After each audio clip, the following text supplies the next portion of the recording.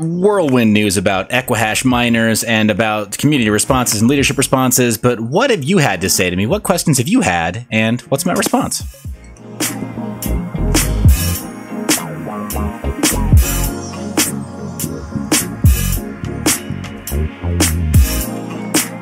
Welcome back, my name is Seth Estrada, and if you're watching this video, you're probably on my YouTube channel, Seth Estrada. Now, first question that we had was disruptive. Nope, Bitcoin Z is leading the way, forking away from Equihash. Now, I don't know that they're leading the way. David, I'm glad you brought my attention to it. Here's what Bitcoin Z had to say, Bitcoin Z team on Twitter, and they said, "We're pleased to announce Zhash, a new hashing algorithm designed with the goal of hardening the Equihash protocol to be more ASIC resistant. Find out more about this effort on our GitHub page." Bravo, Bitcoin Z team. I've already told you that on Twitter, and I'll say it here again. I appreciate you doing that. I know that Bitcoin Gold also was interested in at least announcing their intention to move away from just standard Equihash protocol. And there are others as well, such as the Zencash team, who are open to listening to the community and hearing what they have to say. It takes a village, right? It takes a village to raise an algorithm, I guess, not a child. Anyway, bravo, good on you. Appreciate that you're doing that. Let's go over here and take a look at our next question. Is there any value in outdated ASIC miners? Well, Rod, I don't think so. No, but that deserves a heart and some thumbs ups. Got a question here from Ryan Williams. What if you believe in the blockchain, but companies like Visa, MasterCard, Discover, Amazon, etc. develop their own blockchain, much like the crap Eastman Kodak tried to pull? Does something like this make Bitcoin or altcoins essentially worthless unless these companies or alike adopt a specific coin?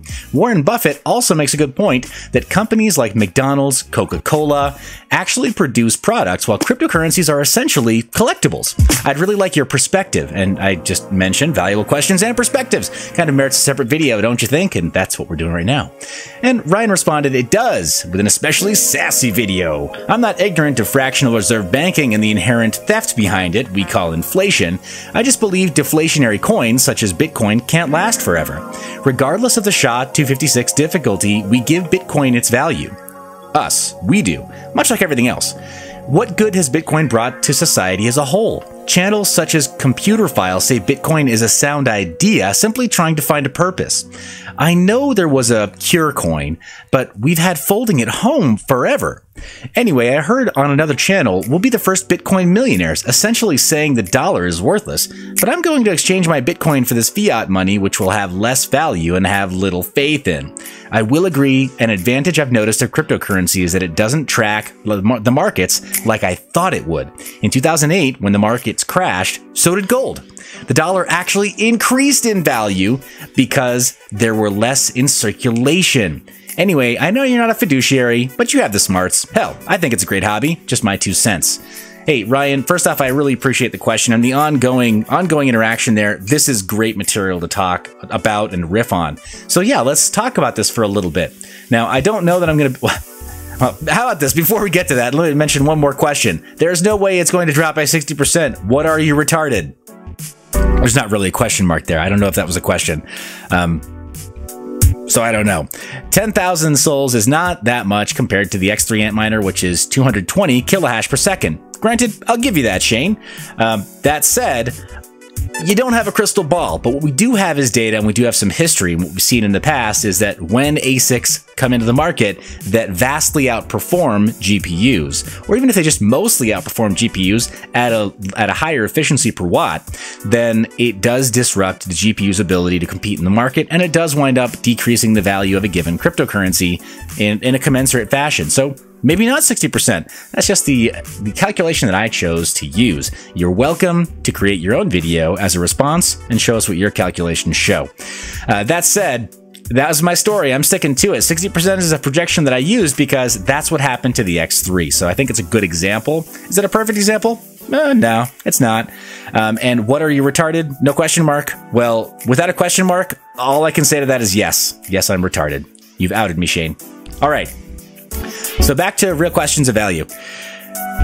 You're asking about Visa, MasterCard, Discover, Amazon developing their own blockchain. And, you know, Ryan, I think that's a real concern. That's a real possibility in today's market, is that we're going to find that there are already established businesses and financial interests that say, you know what, blockchain makes a lot of sense. Let's go ahead and create our own. It's only distributed ledger technology by any other name, right? So there's nothing inherently special or unique about Bitcoin. It just happens to be very visible, and it happens to have grown very, very well. The technology behind it, including block size, SegWit, other innovations that have come to the blockchain, they've helped create a pole position for Bitcoin, where you've got other really notable blockchains like Ethereum that are now back under fire and scrutiny by the SEC, which is just crazy, right? They were intended to be utility coins, utility tokens. But here the SEC is going back and saying, well, everything is back on the table again, including the possibility of calling this a security. So when you get major established players like McDonald's or Coca-Cola or Kodak, who used to actually make products, and Discover, Amazon, etc., all these other companies that already have an interest, already have a relationship with different national governments, with different national IRSs as well. And there's already a really great precedent for these companies as to how people will interact with them financially. Yeah, there's a real risk of them saying like, well, yeah, here's AMZN coin, right? Amazon coin, we'll call it. And it's a token that is primarily used for, I don't know, we'll say Amazon affiliates. That hits close to home. You see in the comments of this video, for example, there are Amazon affiliate links. It supports the channel. But if Amazon chose to pay me in this Amazon issued token, they would lock me in even more. But here's the thing. They've already got a business model that does that. When you're an Amazon affiliate in certain territories, I'm not going to name exactly which ones, but you can do business as an Amazon affiliate in Japan, in China, in Canada, in France, in Italy, and in most individual countries within the EU. And in certain countries, Amazon will only pay you, as an American, only pay you in gift cards. So now imagine that they have the ability to issue tokens that are universal across their platform that travel from country to country. For them, it's a no-brainer. They would love to be able to do that.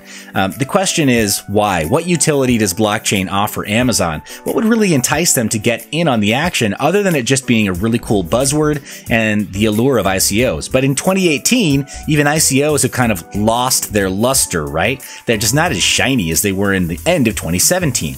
And that was before the bull run happened. ICOs were ramping up, right? That was the buzzword in Silicon Valley and everywhere else that there was tech. Hey, can you attach an ICO to it? Yeah, do it. But in 2018, I think that a lot of companies are kind of taking a more of a wait and see approach. So with Amazon and Eastman Kodak, they tried to get in on the action. Frankly, I don't envy anybody at Eastman Kodak. Their primary product, the thing that built their business from scratch, is a relic. It doesn't exist anymore. Analog record keeping may disappear in our lifetime, like completely. And even including like LTO tape, right? The storage tape that we typically use for large data centers to back up huge volumes, that may disappear. We don't know. I mean, not certain, but that may disappear. We don't know. There's a lot of stuff that is kind of scary for companies like Eastman Kodak that make recordable media or film, right? Celluloid film. So Coca-Cola, McDonald's, I don't see what's in it for them. Frankly, I don't see how it helps improve their business model or helps add any utility to what they're already working on. So again, going back to the second commentary about SHA-256 difficulty, yeah, we do give Bitcoin its value. Now that said, mining as an activity, I don't want to go on record by giving a specific value, but mining as an activity, paying for all of the energy costs and all of the equipment costs, the material that goes into mining Bitcoin proper, it only has a rough utility value of a few $1,000s. I don't want to go on record saying it's exactly whatever, $3,472. Because I don't know, it could be more, it could be less, but it's only a few $1,000s. And the fact that we do value it today at like over 9,000, over 9,000. The fact that we value it over $9,000, I know. We get to say this every couple of months with Bitcoin. This is great. How much is Bitcoin worth? Over 9,000! Again, But the fact that we value it at over $9,000 is, to your point, totally made up. It's totally because of the value that we assign to it as a security, not because of utility. Its bare utility value is far less, based on just mining alone and just the act of creating the current coin supply. So when it comes to coins like Zcash talking about how, oh yeah, ASICs are a good thing. Yes, says who? Really? I mean, commoditizing the mining of that coin doesn't necessarily make it a better coin. Oh, it's security, says Zuko. Yeah, well, maybe it does make it more secure on one level, but you also increase the likelihood of being able to experience a 51% attack. There are just so many different ways to look at it. But as far as being the first Bitcoin millionaires, it's tough. And I don't want to get too much into the Federal Reserve and fractional reserve banking, as you mentioned before. That's a highly political topic, and I don't know that I'm prepared to do that here off the cuff. But I will say also that, yeah, Bitcoin, its genesis, not Genesis block, but its genesis, at least according to Satoshi, the reason for making it is precisely because of mistakes that were made by Fed-backed institutions. So, yeah, there is something inherently libertarian about all of cryptocurrency. And there's something inherently Ron Paulish, right? About, specifically, right? About questioning the Fed's authority and questioning the wisdom of fractional reserve banking on a global scale, as opposed to erasing the trust that we currently have to instill, like we currently have to lend to those institutions in order for them to lend fiat currency back to us, pieces of paper, right, that are supposed to have some kind of a value. That amount of trust and faith that we're supposed to put into them blindly, gone. Bitcoin and other cryptocurrencies erase that and replace trust with cold, hard numbers and immutable ledgers. So it's a great thing, but what utility does that lend to companies like McDonald's and Coca-Cola? I don't know. And then with Amazon and Discover, Visa, MasterCard, I think that they're going to find that distributed ledger technology helps them in terms of record keeping, but then you have to have buy-in from miners, right? Here's the rub. And that's why I made this video. That's why it was so important to make this video about what the leadership of Zcash, Zencash, Bitcoin Gold, Bitcoin Private, Bitcoin Z, thank you again for bringing that up before David, Bitcoin Z, and any other teams, and I apologize, Snowgem, Votecoin, anybody else who's using Equihash. It's so important to know what the leadership teams are thinking, where their head is at when it comes to decentralizing mining and putting miners at the forefront. Because what do miners actually do? Let's think about that for a second. What do miners actually offer when it comes to cryptocurrency? Because coins, as you said before, like, what is the product? It's a collectible, right? The coin itself is a collectible. What is the actual product? The actual product is it sounds bad, but a world where we don't have to exercise faith that these dollar bills are worth something. We don't have to extend trust to faceless corporations. We have people and smaller institutions that are decentralized and all around the world and cooperative, who, in order to erase the need for that kind of faith and erase the need for that kind of trust, they make the network secure. And then they are given tokens in exchange. So they don't even have to do it strictly out of goodwill. They can do it because the laborer is worthy of his hire. I know, ironic that I just quoted the Bible when talking about having to not exercise faith, but let me speak to both sides of the audience here. But the laborer is worthy of his hire. Anybody that offers a service of any legitimate value was worth something, right? Hopefully worth more if they offer more value. And cryptocurrencies, the mining of cryptocurrencies, is one of the most important things that can be done right now in this whole scene. The question is also the value of proof of work mining, right? Proof of stake is something that Ethereum is going to be experimenting with supposedly very soon. And then proof of stake hybrid models where there's proof of stake and proof of work are coming up for some other blockchains. But how much can we shuffle the mining and security of the network for cryptocurrencies into proof of stake, and how fast can we get there versus proof of work? I don't know how fast that can happen. But yeah, what are you asking as far as what good has Bitcoin brought to society as a whole? Man, that's a great question. In terms of proof of work, its proof of work is definitely not something that has brought good to society.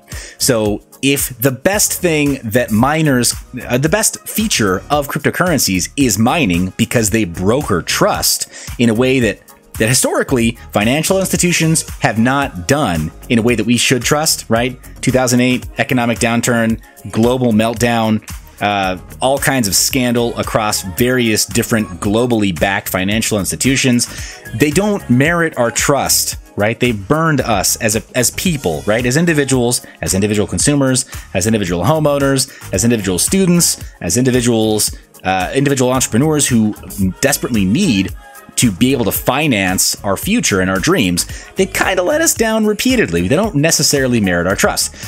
So, but the mining itself, the actual proof of work itself, what good has it brought to society as a whole? Ryan, that is the massive question. Proof of work protocols like Equihash, they're Asic resistant. That's the only good they've done. But what have they really done to set themselves apart from, SHA-256 or Scrypt or 11 or X11? Anything else?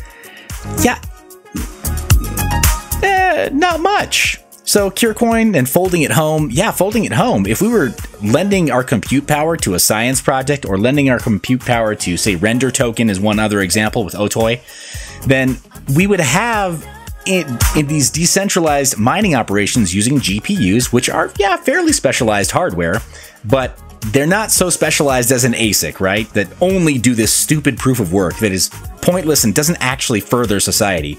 But we would be able to do proof of work that actually contributes to the greater good of society, like you're saying, and then also serves as proof that that the network can be secured. The question is, how do we hybridize that? And that is way beyond, like, I'm way out of my depth being able to approach that. And as you said, I'm not a fiduciary. And I need to put out the disclaimer that this is not meant to be any kind of financial advice. This is for education and entertainment purposes only. So I function as a consultant, a general business consultant, talking to people primarily about sales and marketing, sales motion, training, onboarding, and then, of course, new emerging technology integration. So let me just put that disclaimer out there. I don't pretend to be some kind of data scientist. So when I talk about this stuff, it is a lot more hypothetical. So Shane may well be right. I probably am retarded, no question mark. So, but as far as there being a proof of work that makes sense and actually does contribute to the good of society, the good of humanity, I think something like folding at home and or Render Token, where, we've already seen Ready Player One has come out since then, and being able to create new worlds such as the Oasis or whatever it is that captures enough market share or enough universal appeal, and being able to do distributed rendering for those worlds and lend rendering, and then like rendering a subdivision of polygon counts, or rather like simplifying. And I'm speaking outside of my area of expertise here, but being able to render high poly count scenes and then bake images for different parallax views so that people all over the world, even on cell phones, can enjoy virtual worlds. I mean, that's possible with the amount of GPU compute power that's already out in the market. Why aren't we doing it? With that, guys, I think I'm going to leave you. Food for thought. What do you think a good proof of work would be for GPU mining? What could computers do in addition to verifying transactions and securing the network for cryptocurrencies? How could we hybridize proof of work so that GPU crypto mining and even ASIC crypto mining, maybe, they do something that's of genuine benefit and value for the world at large? You tell me. Guys, you're the reason I make these videos. Be sure to hit the subscribe button. Thank you for hitting the bell icon so you're notified when new videos come out. You're the reason I make these. Love your face. I will see you in the next one.